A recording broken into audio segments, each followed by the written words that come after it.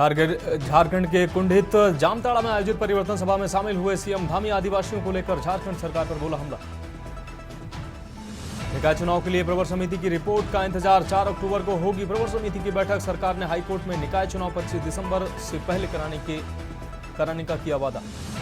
1 अक्टूबर से दून आईएसबीटी में नहीं होगी अनुबंधित बसों की पार्किंग। परिवहन निगम ने एमडीडीए को पार्किंग वापस कर दी है। एमडीडीए को हर महीने प्रतिमाह भुगतान देना होगा।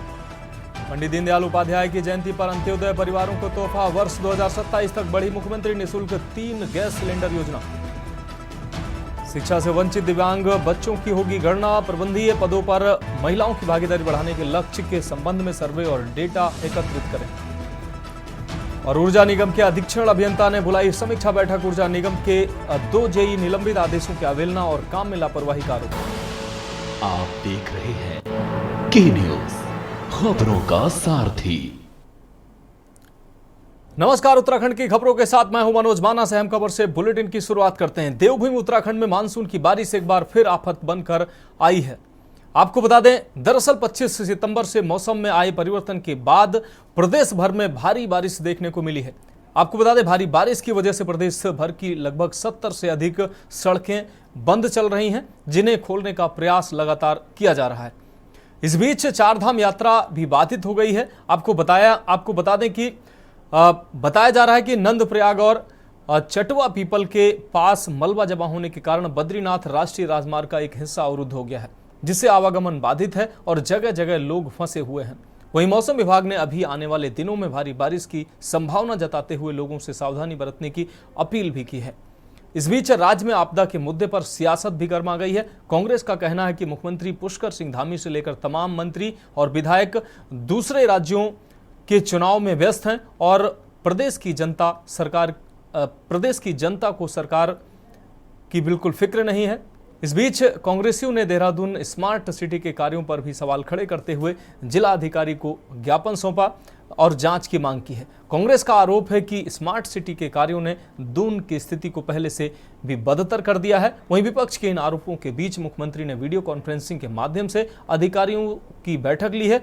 इस दौरान मुख्यमंत्री ने राज्य में मानसून सीजन के दौरान भारी बारिश के चलते क्षतिग्रस्त सड़कें 15 अक्टूबर तक गड्ढा मुक्त किए जाने के निर्देश दिए हैं।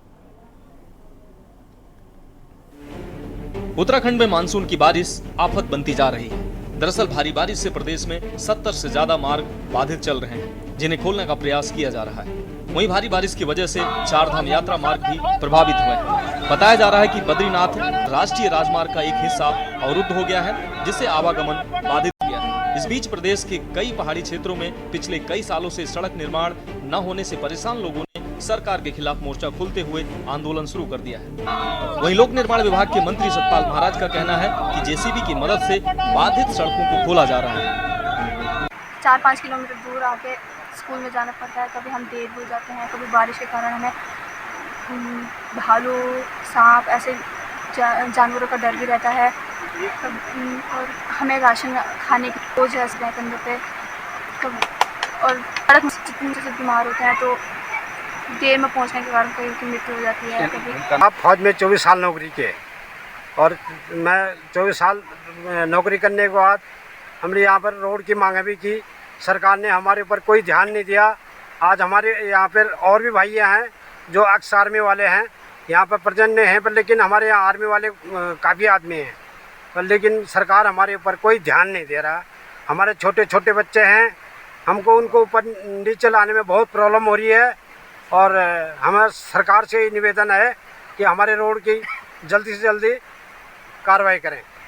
और उसको खोल दिया गया है और हमारे मार्गों में काफ़ी जेसीबी लगी हुई है। जगह जगह जहाँ भी एवलांच आएगा जेसीबी उसको रास्ता मार्ग को खोलेंगी और कम्युनिकेशन और ट्रांसपोर्टेशन चल रहा है हमारा। वहीं एक ओर जहां भारी बारिश ने सरकार की टेंशन को बढ़ा रखा है, तो वहीं दूसरी ओर कांग्रेस ने स्मार्ट सिटी के मुद्दे पर सरकार के खिलाफ मोर्चा खोलते हुए जिलाधिकारी को ज्ञापन सौंपकर स्मार्ट सिटी के कार्यों की जांच की मांग की है। कांग्रेस का आरोप है कि स्मार्ट सिटी के कार्यों ने दून की स्थिति को पहले से बेकार कर दिया है। वहीं विपक्ष के इन आरोपों के बीच मुख्यमंत्री ने वीडियो कॉन्फ्रेंस के माध्यम से अधिकारियों की बैठक ली। इस दौरान मुख्यमंत्री ने राज्य में मानसून सीजन के दौरान भारी बारिश के चलते क्षतिग्रस्त सड़कें 15 अक्टूबर तक गड्ढा मुक्त किए जाने के निर्देश दिए हैं। हालांकि विपक्ष मुख्यमंत्री के इन निर्देशों को हवाई बता रहा है। जिलाधिकारी को हमने आज ज्ञापन सौंपा है। सबसे पहली तो हमारी ये मांग है कि स्मार्ट सिटी प्रोजेक्ट जो 5 साल पहले शुरू हुआ था और देहरादून की जनता ने 5 साल इंतजार किया कि स्मार्ट सिटी बनने वाला है, स्मार्ट सिटी बनने वाला है, सड़कें स्मार्ट बनेंगी, ट्रैफिक स्मार्ट होगा, स्कूल स्मार्ट बनेंगे, अस्पताल स्मार्ट बनेंगे, कॉलेज स्मार्ट बनेंगे, देहरादून में सफाई की व्यवस्था स्मार्ट हो जाएगी, देहरादून में सब कुछ इतना स्मार्ट होगा कि लोग कहेंगे कि भाई स्मार्ट सिटी के स्मार्ट लोग आ रहे हैं। लेकिन 5 साल बाद जब जिलाधिकारी जो सीईओ थी इसकी, उन्होंने पूरा होने की घोषणा करी कि स्मार्ट सिटी प्रोजेक्ट पूरा हो गया, अब इसमें आगे कोई काम नहीं होगा, तो जब पूरे शहर के लोगों ने सुना तो दंग रह गए, क्योंकि स्मार्ट की जगह जिस हाल में देहरादून पहले था उससे भी ज्यादा बदतर स्थितियां बन गई। पूरा देहरादून इस बारिश में जल भराव से त्रस्त रहा। पूरे देहरादून की सड़कें, गड्ढों में सड़क ढूंढनी पड़ रही है। मेरा अभियान चल रहा है, उसके बारे में भी मैंने लिखा है। पूरे देहरादून के अंदर सफाई व्यवस्था ध्वस्त पड़ी हुई है। पूरे देहरादून के अंदर ट्रैफिक व्यवस्था का यह हाल है कि पूरा शहर जाम से हलकान है। ट्रैफिक लाइट 60% चलती नहीं है। अस्पताल का हाल यह कि नवजात बच्चे का शव दून अस्पताल जो मेडिकल कॉलेज है वहां पर शौचालय में मिल रहा है। विपक्ष के पास जनता ने काम करने के लिए कुछ ऐसा मोमेंटम नहीं दिया और इसीलिए वो अपने जनाधार और अपने आप को स्थापित करने के लिए इस तरह के जो है झूठे बयान दे करके प्रदेश की जनता को भ्रमित करना चाहते हैं। अगर स्मार्ट सिटी के अंदर काम न हुआ होता तो जो जाम लगा रहता था राजपुर रोड पे, चक्रोता रोड पे, बिंदाल पे, आज वो जाम आपको कहीं नजर आता है? तो ये स्मार्ट सिटी का ही नतीजा है। अगर अच्छे काम हुए तभी ये इस तरीके के, लेकिन बौखलाहट है कांग्रेस के अंदर, उसको कुछ ना कुछ तो करना है ना। तो विपक्ष अपनी भूमिका निभाने का काम कर रहा है, पर मुझे लगता है कि झूठ का जो सहारा लेकर के वो अपनी राजनीति को रूप देने का काम कर रहे हैं, स्वार्थ की राजनीति करने का काम कर रहे हैं। तो उनको शायद ऐसा नहीं करना चाहिए, बल्कि साथ कांग्रेस को सरकार के साथ मिलकर के कंधे से कंधा मिलाकर के काम करना चाहिए। बिल्कुल सही कहा। उत्तराखंड क्रांति दल भी इस बात को मुखरता से उठा रहा है कि भी गड्ढे है, मौसम काफ़ी कुछ सही हो गया है और अभी तक गड्ढे नहीं भरे जा रहे। मैं शहर के बीचों बीच हर जगह जो सड़कें हैं उनमें गड्ढे पड़े हुए हैं और बड़े बड़े गड्ढे, छोटे भी नहीं है, और इसमें कभी भी दुर्घटनाएं होने की संभावनाएं हैं। मुख्यमंत्री जी ने कहा, लेकिन 3 दिन के अंदर कुछ नहीं हुआ और अब वो डेट और बढ़ा दी और उसके बाद फिर और डेट बढ़ा दी। भाई सभी जो विभाग हैं, चाहे पीडब्ल्यूडी है, नगर निगम है, एमडीडी है, तमाम जो भी एजेंसीज हैं काम करने की, उनको तत्काल प्रभाव से लगाया जाना चाहिए और एक गड्ढा जो मुक्त वो सड़कें होनी वो हो जानी चाहिए, क्योंकि जनता परेशान है इससे। पानी कहाँ पड़ जाएगा कोई भरोसा नहीं है, कहाँ गड्ढे में इतना पानी हो जा रहा है कि आदमी गिर जा रहे हैं। तो मेरा प्रशासन से, शासन प्रशासन से निवेदन है आपके माध्यम से कि भाई इन गड्ढों को तत्काल। कुल मिलाकर भारी बारिश के बीच राज्य में आपदा के मुद्दे पर सियासत गर्मा गई। विपक्ष का आरोप है कि सरकार चुनाव में मस्त है और प्रदेश की जनता त्रस्त है, लेकिन सरकार इस ओर ध्यान नहीं दे रही है। इस बीच कांग्रेस ने केंद्र सरकार की महत्वाकांक्षी परियोजना स्मार्ट सिटी देहरादून के कार्यों पर भी सवाल उठाते हुए जांच की मांग की।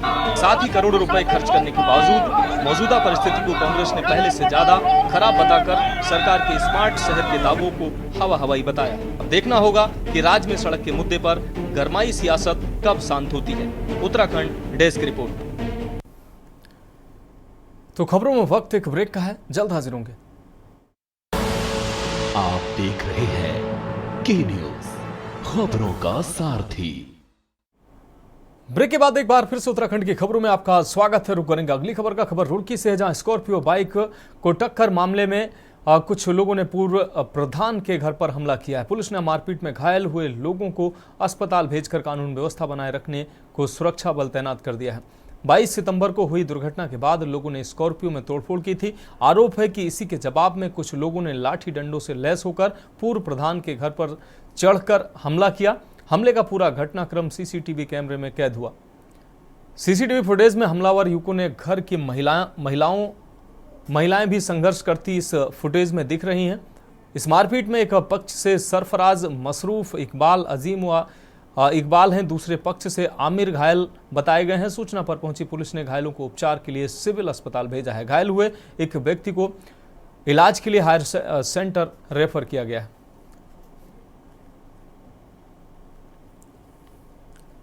तो ये तस्वीरें सामने आई थी जिसमें एक तेज रफ्तार स्कॉर्पियो ने बाइक सवार को टक्कर मारी थी। उसके बाद ये प्रतिक्रिया के तौर पर यह हमला हुआ है। शाम को 6 बजे के अराउंड झगड़े का केस आया था पार्ली गुज्जर से, जिसमें कि 4 का मेडिकल हुआ है। उसमें से 3 लोग गंभीर स्थिति में थे और एक महिला थी जो कि सिंपल चोटें थी उसमें। तो उसमें से एक जो है मशरूफ, वो तो काफ़ी गहरी चोट थी उसके सर पे, तो उसको हमने तो आते ही सीधा रेफ़र कराया। वो गया है रेफ़र सीधा एम्स ऋषिकेश के लिए, और बाकी जो 2 साथ के हैं उसके, ठीक है, उनको भी हमने रेफ़र कराया सीटी के लिए और एक्सरे वगैरह के लिए। पर एक है जो बहुत ही सीरियस कंडीशन में था, उसका नाम है मशरूफ।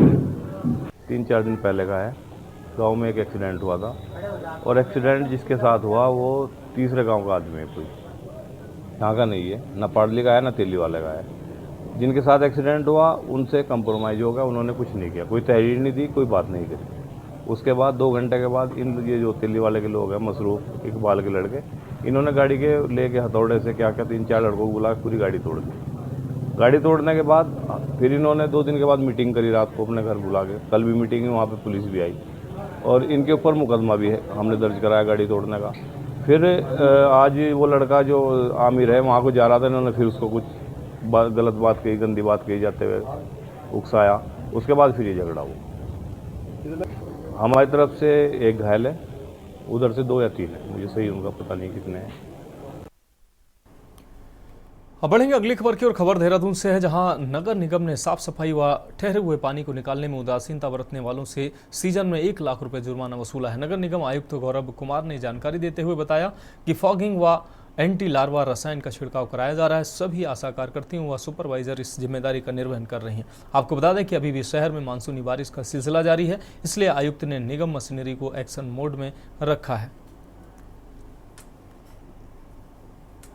लगातार इसमें चालानी कार्रवाई और लार्विसाइडल का छिड़काव किया जा रहा है। कल भी, जैसा आज आपने समाचार पत्र में पढ़ा होगा, कल भी हमारे द्वारा चालान किए गए हैं लगभग 1 लाख रुपए की राशि के, और जब से सीजन शुरू हुआ है तब से लगातार चालान की कार्रवाई की जा रही है। इसके अतिरिक्त लार्विसाइडल और फॉगिंग के लिए भी आशा कार्यकर्त्री के साथ मिलकर हमारे सुपरवाइजर्स और हमारे कर्मचारी लगातार काम कर रहे हैं।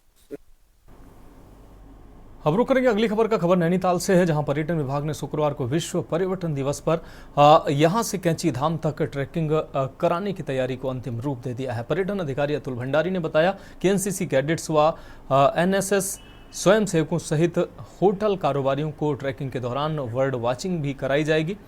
आपको बता दें, जिले में पर्यटन को बढ़ावा देने के लिए खास तौर से तैयार पुस्तक का विमोचन होगा। इसमें ट्रैकिंग, नेचर, वाइल्ड लाइफ व संस्कृति का समावेश है।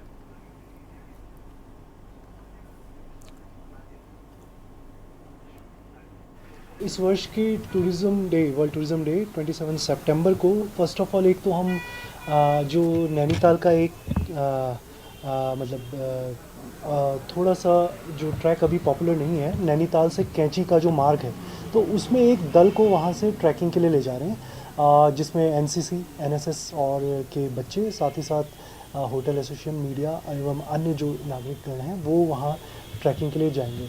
इस ट्रैक के साथ साथ वहाँ पर जो है क्लीनलीनेस ड्राइव भी रहेगा। तो रास्ते भर में जो भी अगर कूड़ा करकट या जो बीच में नैनीताल के निकट जो कूड़ा करकट है उसको भी इकट्ठा करके निस्तारित किया जाना, ये कार्रवाई भी रहेगी।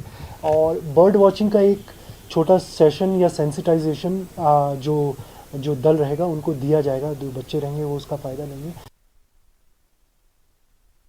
बढ़ेंगे अगली खबर की ओर। एमबीपीजी महाविद्यालय परिसर में छात्राओं की सहूलियत को देखते हुए 5 सैनिटरी मशीन व 3 डिस्पैच मशीनें लगाई गई हैं। पूर्व छात्र संघ उपाध्यक्ष गौरव संबल ने बताया कि कैबिनेट मंत्री रेखा आर्य ने छात्राओं को परिसर में परेशानी का सामना न करना पड़े, इसे देखते हुए मशीनें लगवाए जाने की मांग की थी और आज ये मशीनें महाविद्यालय पहुंच चुकी हैं, जिससे छात्राओं को काफ़ी सहूलियतें मिलेगी। इस मौके पर महाविद्यालय के प्राचार्य सहित तमाम छात्र मौजूद रहे। तो छात्र नेता से अलग रहेंगे। मान लीजिए एक बड़े भाई जैसे हैं गौरव संबल जी, आज तक का इतने छात्र नेता आए, उनने किसी ने कुछ नहीं करा।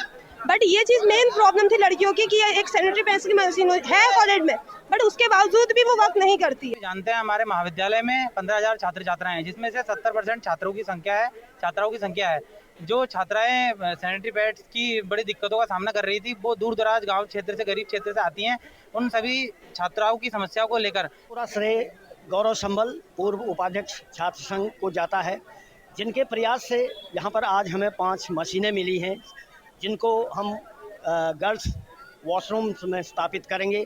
इसके लिए मैं महाविद्यालय की परिवार की ओर से और अपनी ओर से गौरव संबल को बधाई देता हूं। आज तो मैं दिल से खुश हूं क्योंकि इस चीज़ के लिए बहुत संघर्ष चल रहा था कि महाविद्यालय में ये चीज़ें प्रोवाइड करी जाए, लगाई भी है, लेकिन वो कहीं से कहीं तक काम नहीं कर रही है। आज हमारे बड़े भाई और पूर्व छात्र संघ उपाध्यक्ष गौरव संबल जी द्वारा हमारे लिए, बहनों के लिए बेसिकली ये मशीनें लगवाई गई हैं और इन्होंने संघर्ष करे हैं हमारे लिए, और इन्होंने अकेले संघर्ष करके आज हमको ये चीज़ें दिलाई है।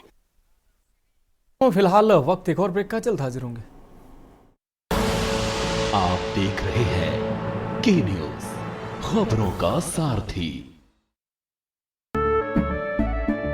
केसरिया से मन जोगी हुआ रे, दिल झूमे देखो मतवारा हुआ रे, केसरिया से मन जोगी हुआ। हर पल मनाओ केसरी त्योहार।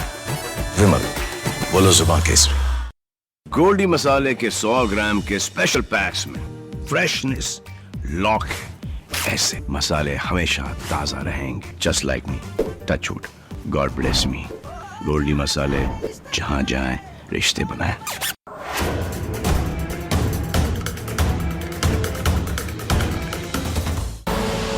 आप देख रहे हैं के न्यूज, खबरों का सारथी। ब्रेक के बाद उत्तराखंड की खबरों में एक बार फिर से आपका स्वागत है। बढ़ेंगे अगली खबर की ओर। उत्तराखंड के मुख्यमंत्री पुष्कर सिंह धामी के निर्देशन पर उनके गृह क्षेत्र खटीमा ब्लॉक सभागार में समाज कल्याण विभाग द्वारा दिव्यांग शिविर का आयोजन किया गया, जिसमें क्षेत्र के दिव्यांगों ने पहुंचकर उपकरणों को लेकर रजिस्ट्रेशन कराया। समाज कल्याण अधिकारी ने बताया कि सरकार के निर्देशानुसार शिविर का आयोजन किया गया है। जो दिव्यांगजनों ने पंजीकरण यहाँ कराया, उनको हाईटेक बैटरी सिस्टम से चलने वाली ट्राई साइकिल उपलब्ध होगी।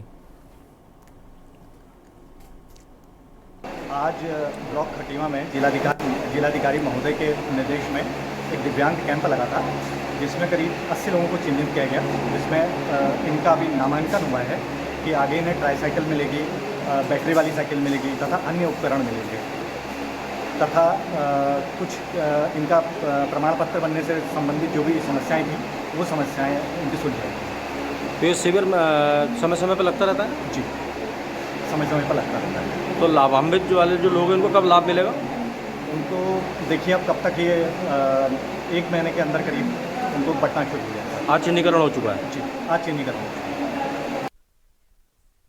अब बढ़ेंगे अगली खबर की ओर। खबर लक्सर से है, जहां लक्सर और आसपास के देहात के इलाके में इन दिनों वायरल फीवर और डेंगू के मामले लगातार सामने आ रहे हैं। आपको बता दें, हालांकि स्वास्थ्य विभाग डेंगू के मामलों की पुष्टि नहीं कर रहा है, लेकिन कहीं ना कहीं सरकारी और निजी चिकित्सालयों में फीवर से पीड़ित लोगों की लंबी कतारें देखी जा रही हैं।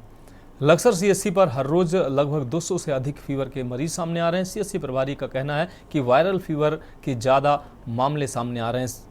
संदिग्ध डेंगू के भी कई मामले सामने आए हैं। हालांकि अभी जांच के बाद ही इस खबर की पुष्टि हो पाएगी कि डेंगू के वास्तविक मामले कितने हैं।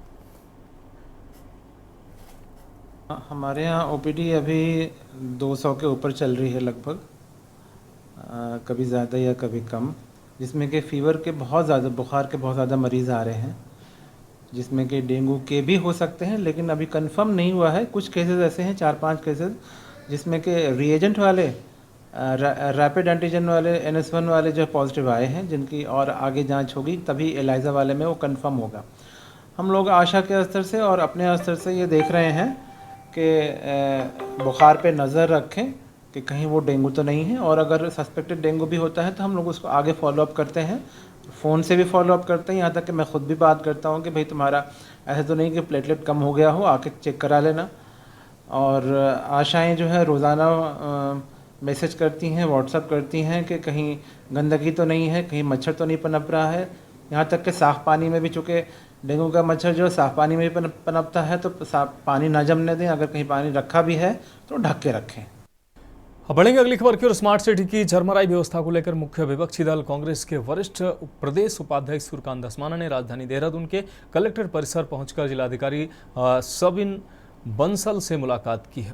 इस दौरान सूर्यकांत धस्माना ने कांग्रेस कार्यकर्ताओं के साथ मिलकर शहर की स्मार्ट सिटी की व्यवस्था में सुधार करने का निवेदन करते हुए जिलाधिकारी को ज्ञापन सौंपा, जिसके चलते उन्होंने बताया कि पूर्व जिलाधिकारी सोनिका ने घोषणा की थी कि स्मार्ट सिटी का काम पूरा हो चुका है, लेकिन अब स्थिति और बदतर हो गई है। गड्ढों के बीच सड़कें ढूंढनी पड़ रही हैं। वहीं इस पर देहरादून के जिलाधिकारी सबिन बंसल ने कहा कि कांग्रेस पार्टी की मांगों को हम शासन में भेज रहे हैं और वहां से जो भी निर्देश प्राप्त होंगे उसके तहत कार्रवाई की जाएगी। जो ग्रीवेंसेस रेज किए गए हैं उसको हम शासन को संदर्भित कर रहे हैं, तो शासन से जैसे डायरेक्शंस प्राप्त होंगे उसके अनुसार कार्रवाई की जाएगी। सेकंड, जो इमीडिएट नेचर का हमारा ग्रीवेंस है कि कहीं पर सीवर लाइन ओवरफ्लो करने की शिकायत मिली है, उसके लिए हमने तत्काल अभी एसडीएम की संयुक्त कमेटी बनाकर वहाँ पे मौका मुआयना के लिए भेज दिया है। वायलेशंस पाए जाने पर आज ही पुनिटिव एक्शन इम्पोज हो जाएगा। जिलाधिकारी को हमने आज ज्ञापन सौंपा है। सबसे पहली तो हमारी ये मांग है कि स्मार्ट सिटी प्रोजेक्ट जो 5 साल पहले शुरू हुआ था और देहरादून की जनता ने 5 साल इंतजार किया कि स्मार्ट सिटी बनने वाला है, स्मार्ट सिटी बनने वाला है, सड़कें स्मार्ट बनेंगी, ट्रैफिक स्मार्ट होगा, स्कूल स्मार्ट बनेंगे, अस्पताल स्मार्ट बनेंगे, कॉलेज स्मार्ट बनेंगे, देहरादून में सफाई की व्यवस्था स्मार्ट हो जाएगी, देहरादून में सब कुछ इतना स्मार्ट होगा कि लोग कहेंगे कि भाई स्मार्ट सिटी के स्मार्ट लोग आ रहे हैं। लेकिन 5 साल बाद जब जिलाधिकारी जो सीईओ थी इसकी, उन्होंने पूरा होने की घोषणा करी कि स्मार्ट सिटी प्रोजेक्ट पूरा हो गया, अब इसमें आगे कोई काम नहीं होगा, तो जब पूरे शहर के लोगों ने सुना तो दंग रह गए, क्योंकि स्मार्ट की जगह जिस हाल में देहरादून पहले था उससे भी ज्यादा बदतर स्थितियां बन गई।